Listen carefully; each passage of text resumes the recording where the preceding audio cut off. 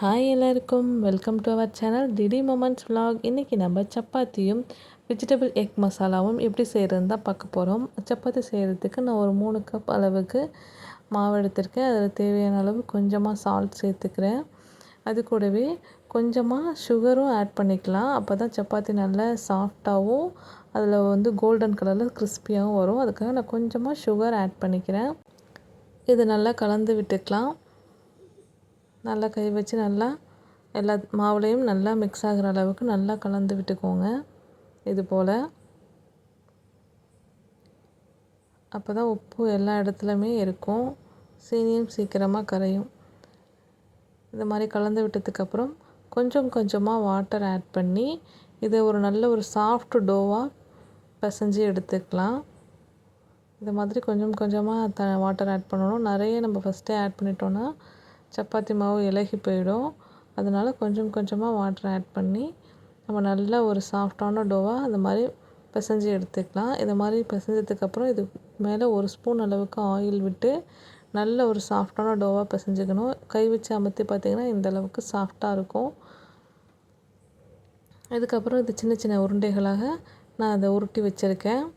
இதை நான் ஒரு சப்பாத்தி ஒன்று மட்டும் திரட்டி காட்டுறேன். இந்த மாதிரி நல்லா லேசாக திரட்டினீங்கனாலே உங்களுக்கு சாஃப்டாக நல்லா அழகாக வரும். நல்லா நைஸாக திரட்டிக்கோங்க.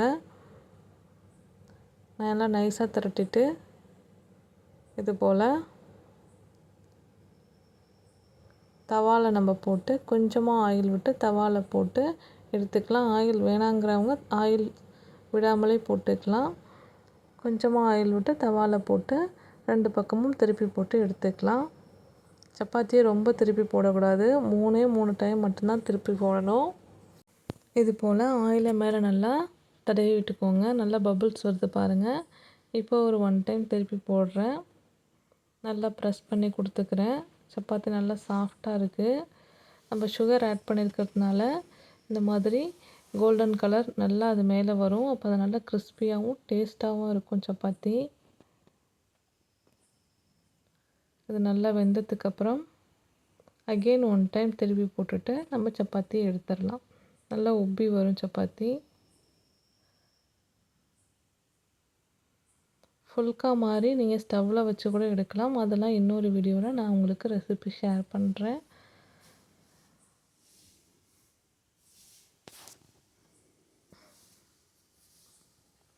இப்போது நம்ம திருப்பி எடுத்துக்கலாம். நெக்ஸ்ட்டு நம்ம வெஜிடபிள் எக் மசாலா செய்கிறதுக்கு ஒரு கடாய் வச்சுட்டு கொஞ்சமாக ஆயில் ஆட் பண்ணிக்கிறேன். ஒரு 2 ஸ்பூன் அளவுக்கு ஆயில் ஆட் பண்ணிக்கிறேன். ஆயில் நல்லா சூடானதும் அது கூடவே கொஞ்சமாக சோம்பு சேர்த்துக்கிறேன். ஒரு 1/2 ஸ்பூன் அளவுக்கு சோம்பு சேர்த்து தாளிதம் பொரிய விடுங்க.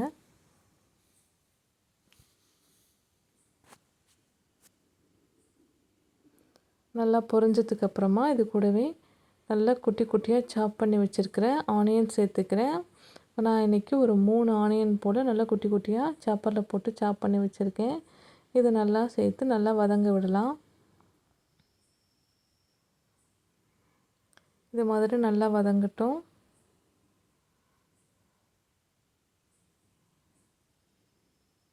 நல்லா கலந்து கொடுத்து கோல்டன் ப்ரௌன் ஆகிற வரைக்கும் நல்லா வதங்கட்டும். ரொம்பவும் கறிக்கிட வேண்டாம்.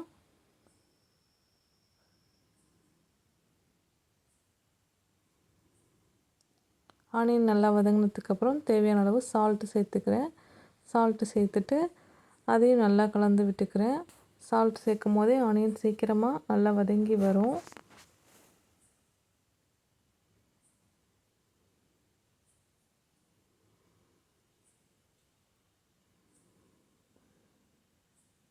நல்லா கலந்து கொடுத்துக்கிறேன்.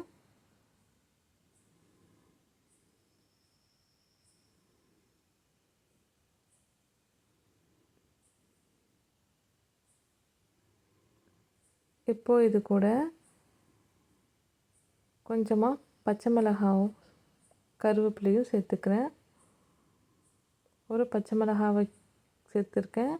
கொஞ்சமாக கருவேப்பிலையும் இது மாதிரி பொடிசாக கட் பண்ணி சேர்த்துட்டு 1 ஸ்பூன் அளவுக்கு இஞ்சி பூண்டு பேஸ்ட்டு சேர்த்துக்கிறேன். இதையும் நல்லா அதோட பச்சை வாடை போகிற வரைக்கும் நல்லா கலந்து கொடுத்து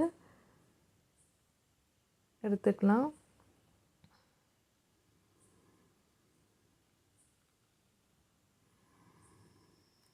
நல்லா ஃப்ரை ஆகிட்டுருக்கு. இஞ்சி பூண்டோட பச்சை வாடை போனதுக்கப்புறம் நம்ம டொமேட்டோ இதில் ஆட் பண்ணலாம்.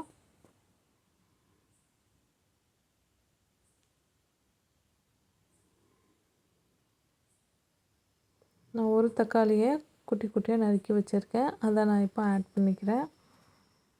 தக்காளியும் நல்லா மேஷ் ஆகிற அளவுக்கு நல்லா குக்காக விடலாம். தக்காளி நல்லா சாஃப்டாக வெந்து வந்துட்டுருக்கு.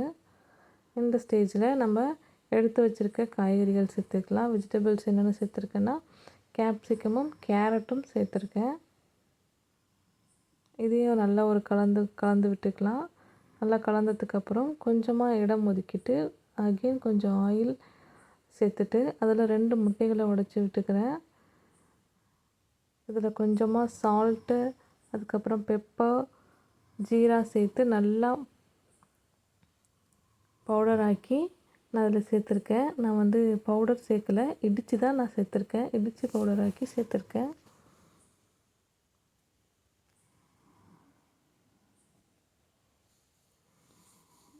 அப்போ தான் அதோடய டேஸ்ட் நல்லாயிருக்கும். நம்ம வாயில் கடிக்கும் போது நல்லா டேஸ்டியாக இருக்கும். இதை வந்து மொத்தமாக கலந்துடாமல் ஃபஸ்ட்டு இந்த எக்கை மட்டும் நல்லா மிக்ஸ் பண்ணி விட்டுக்கலாம். அப்போ தான் இது நல்லா நமக்கு அங்கங்கே வாயில் கடிக்கிற மாதிரி வரும். இப்போ இந்த வெஜிடபிள்ஸ் கூடவும் சேர்த்து நல்லா மிக்ஸ் பண்ணி எடுத்துக்கலாம். இந்த மாதிரி செஞ்சு சாப்பிட்டு பாருங்கள். ரொம்பவே டேஸ்டியாக இருக்கும் சப்பாத்திக்கெலாம். இதை நம்ம கிரேவி மாதிரி வச்சு இட்லி, தோசைக்கு கூட வச்சு சாப்பிட்லாம். சப்பாத்திக்கு ரொம்பவே அருமையாக இருக்கும். பரோட்டா, சப்பாத்திக்கெல்லாம் நீங்களும் இதை மாதிரி ட்ரை பண்ணுங்கள். நல்லா கலந்து விட்டுக்கலாம். வெஜிடபிள்ஸ் கூட நல்லா மிக்ஸ் ஆகிற அளவுக்கு நல்லா கலந்து விட்டுக்கோங்க.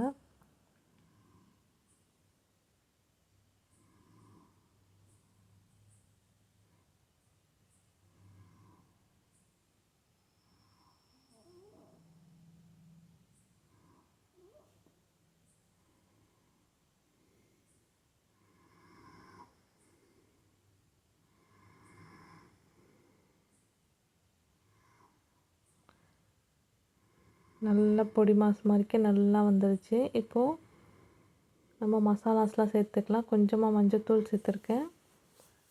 கொஞ்சமாக கறி மசாலா தூள் சேர்க்குறேன். ஒரு ஸ்பூன் அளவுக்கு சேர்த்துக்கோங்க. நான் வேறு எந்த மசாலாவும் சேர்க்கலை.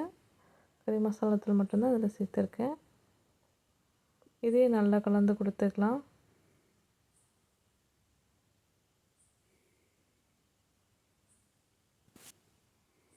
இது மாதிரி அதோடய பச்சை வாடை போகிற அளவுக்கு நல்லா கலந்து கொடுத்துட்டு கொஞ்சமாக குழம்பு மிளகாத்தூள் சேர்த்துருக்கேன். மல்லித்தூள், மிளகாத்தூள் அது மட்டும்தான் அதில் இருக்கும். அதை நான் வந்து 1 ஸ்பூன் அளவுக்கு சேர்த்துருக்கேன். சேர்த்துட்டு நல்லா மிக்ஸ் பண்ணி விட்டுக்கிறேன். இந்த ஸ்டேஜில் உங்களுக்கு சால்ட்டு போதுமான்னு பார்த்துட்டு பத்தலைன்னா ஆட் பண்ணிக்கோங்க. இப்படியே கூட சாப்பிட்லாம். நான் இன்றைக்கி சப்பாத்திக்கு இப்படியே தான் வைக்க போகிறேன். கொஞ்சம் நீங்கள் வாட்டர் ஆட் பண்ணி லிக்யூடாக சாப்பிட்ணுன்னா வாட்டர் ஆட் பண்ணி கொஞ்சமாக கொதிக்க விட்டு சாப்பிட்லாம். கடைசியாக நான் ஃபைனலாக கொரியாண்டர் தூவி டிஷ்ஷை ஃபினிஷ் பண்ணிட்டேன். நீங்களும் இதே மாதிரி செஞ்சு பாருங்கள்.